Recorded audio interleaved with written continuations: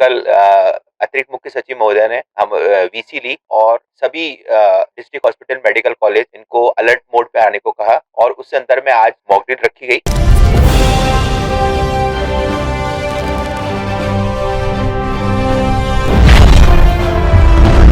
चीन में बड़ी तेजी से फैल रहे बच्चों में श्वसन रोग की समस्या को लेकर भारत सरकार हुई चिंतित। भारत सरकार ने वीसी के माध्यम से तमाम संभाग के सबसे बड़े अस्पतालों को अलर्ट मोड पे आने को कहा है, जिसके तहत आज अजमेर संभाग का जेएलएन अस्पताल में भी मॉक ड्रिल किया गया। मॉक ड्रिल के माध्यम से ऑक्सीजन की पर्याप्त मात्रा अस्पताल के लिए तैयारी की ली गई है। 14 से 15 साल के बच्चों को हाई रिस्क माना गया है, जिसको लेकर तमाम व्यवस्था को सुचारू रूप से कर दिया गया है।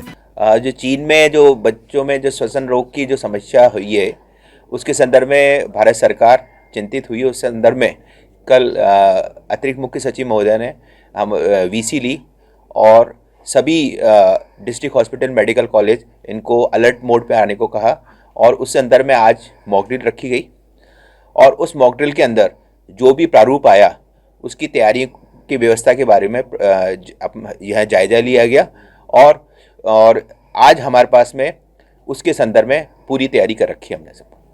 मॉक ड्रिल में क्या खामियां रही थी?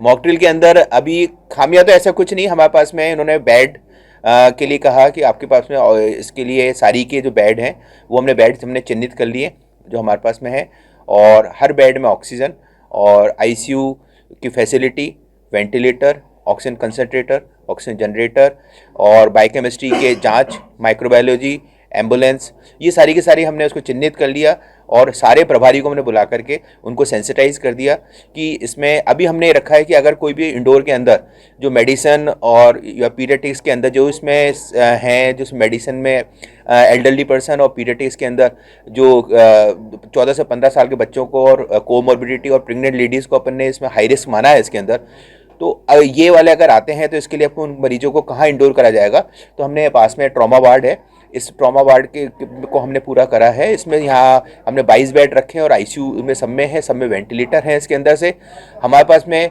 ऑक्सीजन का लिक्विड ऑक्सीजन प्लांट है, जनरेशन प्लांट है और मैनीफोल्ड है, कंसंट्रेटर की पर्याप्त संख्या है और हमारे पास में जो किट है जो इसकी जांच के लिए जो अपने पास में RT-PCR किट और इसकी फैसिलिटी हमारे पास 7 मशीन वर्किंग है। ये सारी की सारी इत्यादि जो प्रारूप हमसे गवर्नमेंट ने मांगा है वो हमने उसका ले लिया है और ये अभी पर्याप्त रूप से संतुष्ट है। 24 तारीख को जो मॉक ड्रिल करवाई थी प्लांट्स की, उसमें 5 प्लांट्स अपने खराब उस संदर्भ में वो कार्य चल रहा है और शीघ्र ही वो ठीक हो जाएंगे। उसके अंदर वो स्थिति और आज की स्थिति अंतर है भाई। उस समय अब हमारे पास में वेंटिलेटर नहीं थे, जो पहला आया था उस समय भारत सरकार ने हमें वेंटिलेटर दिए थे। आज हमारे पास पर्याप्त मात्रा में वेंटिलेटर है। आज हमारे पास में 250 वेंटिलेटर हैं और ये उसमें से अधिकतर मोस्टली इसमें से फंक्शनिंग है और काम क्रियाशील है। और शुरू में हमारे पास में आइसोलेशन की फैसिलिटी नहीं थी, आज हमारे पास में आइसोलेशन का पर्याप्त हमारे पास में बेड बना रखे हैं इसके अंदर से। शुरू में हमारे पास में सेंट्रल लाइन की इतनी ऑक्सीजन की नहीं थी, आज हमारे हर बेड में ऑक्सीजन है, हर वार्ड में हमारे पास जनरेशन प्लांट लगा रखे हैं। पर्याप्त सरकार ने तो राज्य सरकार और भारत सरकार की मदद से अभी हमें इसकी अगर कोई आपदा आती है, फिलहाल तो अभी ऐसा कोई केस भारत में नहीं है, अगर आता है तो उसके लिए पूरा राज्य सरकार इसके लिए चुस्त है और इसके ऐसी पुरानी जैसी संभावना की नहीं होगी, क्योंकि हमने कोविड-1 और कोविड-2 से बहुत कुछ सीखा है और उसके हिसाब से भारत सरकार ने हमारे जनरेशन प्लांट लगा दिया तो हम ऑक्सीजन के लिए संतुष्ट हैं। लिक्विड ऑक्सीजन प्लांट है हमारे पास राउंड द क्लॉक चलने वाला, तो अब मुझे नहीं लगता कि ऐसी आगे भविष्य में कभी समस्या होगी।